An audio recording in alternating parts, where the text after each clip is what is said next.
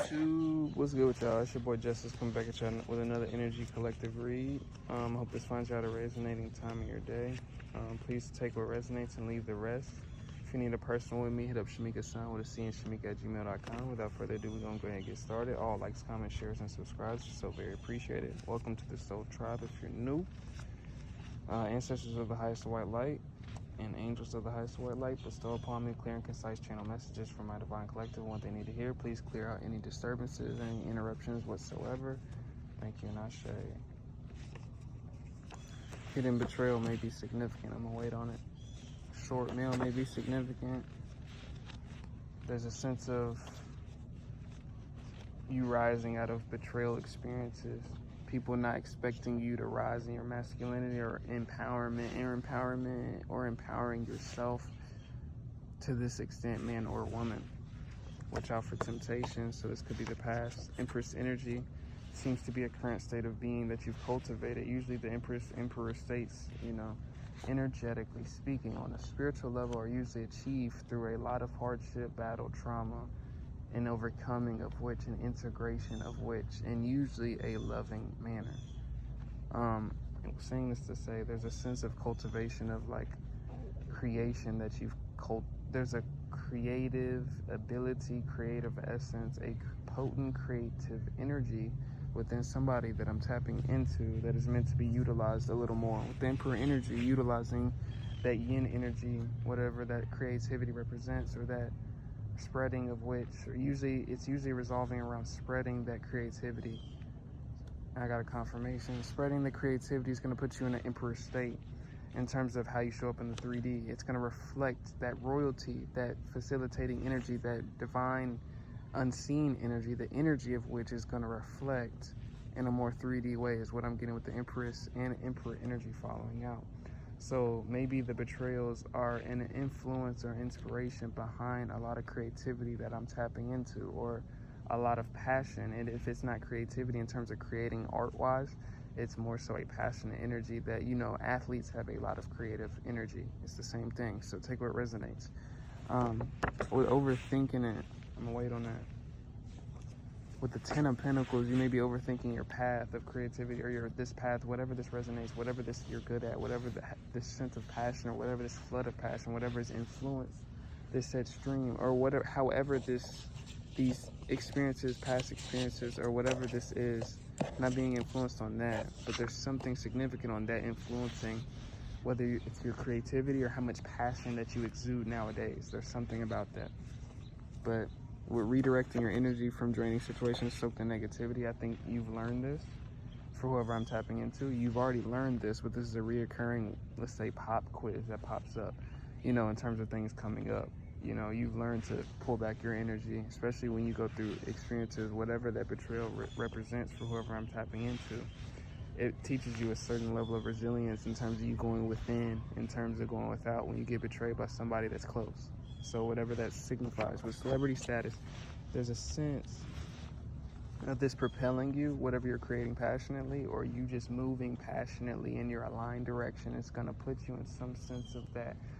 I'm not sure if you desire that. I'm not sure if that's a desired outcome for somebody I'm tapping into, but especially if you're marketing your ideas or creativity or whatever you're spreading, of course that's in somewhat a desire to reach and appease to a lot of people. So with the Lover's energy, I think there's a lot of admiration for it. I think your work ethic is being signified with the Queen of Swords energy. I think this also signifies how people view you in the state of energy in terms of the Wheel of Fortune turned in your... hold on. People feel like ever since you kind of went not bold, whatever shift this represents, this kind of change, whatever the passionate pursuit or the passionate energy that you started acting upon, whatever this is, I feel like something triggered an activation of just energy just throughout somebody that probably had to move some way, somehow. Whether you dance a lot, whether you move a lot, whether you exercise a lot, whether you just work out a lot and you don't even really know why you do, or you go out to play basketball, or you do this or whatever, and you don't really know why you do, but you just got a lot of energy. And you've gone through said experiences. This could be an accumulation of that said creative energy that you may be, for some people that are not consciously cultivating this energy, You may be getting the inkling from this video to consciously create from that, knowing that you have an extensive amount of energy to create with amidst probably circumstances or influences from traumatic experiences or awakening experiences from your past.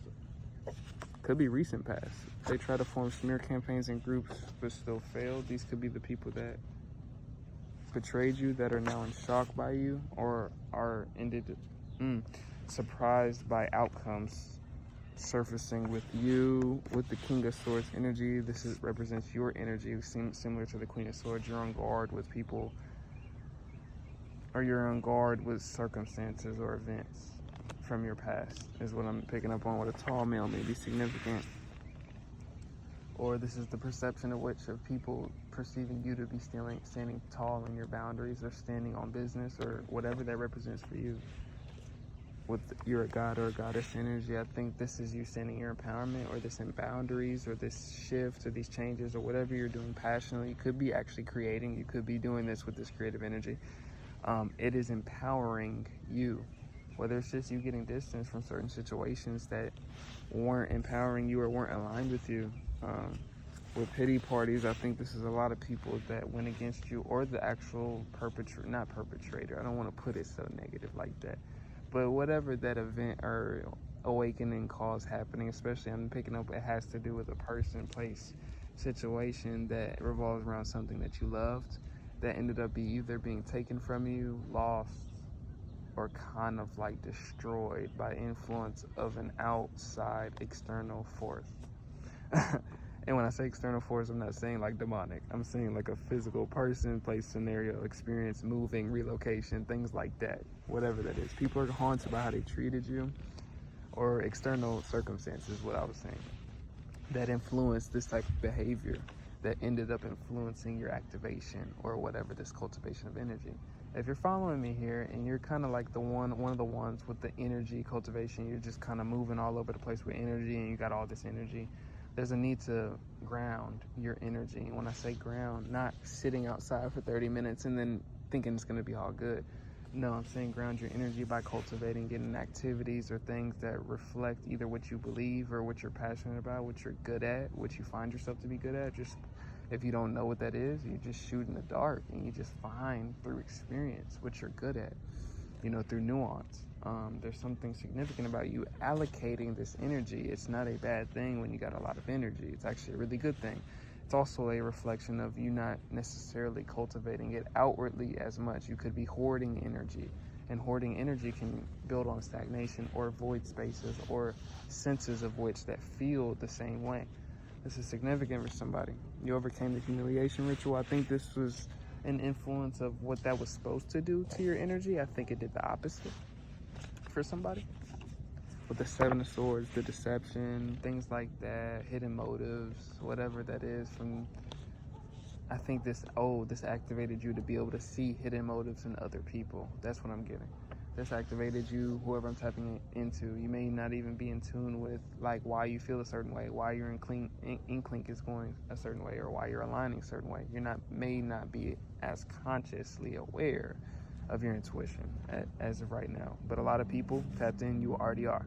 It's just your confirmation. With the Two of Swords energy, may be in stalemates, decisions, or this may represent represents the ultimatums or tough decisions that you've had to make to this point. With black magic being thrown at you with illusions, or maybe going through a lot of distorted energy, or going through energy that didn't feel like yours, or didn't feel like a reflection of yours. So making decisions through that turbulence, or through certain things that may have been brought through in such experiences, such like betrayals or whatever that resonates with. So I'm not being guided to go deeply into that. With the vampires, needed your validation to even be a vampire. There's a sense that people kind of had a different prediction for what those experiences were going to do for you, what I said earlier. And what I meant by that was like people were going to cling on to that attachment of you being in a lower state of yourself, you empowering yourself, or you showing up in yourself, or you passionately cultivating this energy and not letting it build up and kind of harbor at you, so to speak, is the opposite of what people planned with certain experiences that happen to you. Would ground yourself in nature. there's a need to cultivate, integrate. So there's a lot of energy at play. So maybe being continuously in nature, maybe being near a body of water. Purification is a very great thing. A body of water may be significant with jealousy around you, clearing out your energy from distorted evil eye, things like that. People don't consciously give you the evil eye. It's not a conscious thing. That's one of those things too. People just look at you with a jaded perspective. You can kind of feel the intensity of the energy. That's what that signifies. It's for somebody. People's lies and smear campaigns are backfiring. So a perspective of you or the influence of whatever. I think things are coming to light, or revelations are coming into play. They're fake, cut it off with anybody that's coming to intervene on behalf of something that happened in the past. There's a need to kind of keep that where it is, in terms of if you're moving far away from that direction with new levels, new devils, kind of confirming that energy. With the Six of Swords, you're transitioning from this energy, so there's a need to kind of not turn your head on things, but in terms of where you are at right now energetically, you need to focus. Whoever I'm tapping into, in terms of what you're transitioning, what are you co-creating that to be? What are you deciding that to be? What are you allowing that to be? What are you creating that to be? What are you choosing that to be? Amidst certain things and situations that have influenced a certain level of creative energy or just potency in you that you can activate or cultivate and co-create in a way that you may have not thought of prior, right? So basically zooming out and being able to see a bigger picture in terms of the energies, and not being in your head about, it can make you overthink. When you got a lot of energy within you that needs to be expressed, it can make you very impulsive in terms of the thoughts that just continuously come into your head. There's a need to clear out your head space. You need to clear out your energy. Grounding yourself is significant, very significant. You're simultaneously existing on multiple dimensions. I think this speaks to multiple dimensions of consciousness. So financial streams of consciousness, physical streams of consciousness, mental, psychological, emotional streams of consciousness that we need to kind of get into order in terms of balancing out. So we, I'm actually getting a deeper message than that. Using these activities that I was kind of inclining towards are such co-creative manifestations. So co-creative manifestations would be co-creation would be you exercising this energy out of you instead of sitting on it and letting it fester at you. That's just one example, but using that to your disposal. How can we use things like that, activities like that? How can we write things down? If you're a gift of, I got some writers on here, I got some poets on here that can write their ass off. How can we journal our thoughts down today? How can I continuously get a page down, whether it's just a page of writing down a day? How can I do something like that, or twice a week? Or, how can we look at the bigger picture in terms of how can we allocate this energy on a consistent basis to where we can maybe turn this energy from a deterrent into a beneficiary, right? And that's the goal of alchemy, right? To transmute something into a better state of itself. The Five of Pentacles, to transmute a lack state into an empowered, rich state, fulfilling state, or a flowing state is what a rich state is.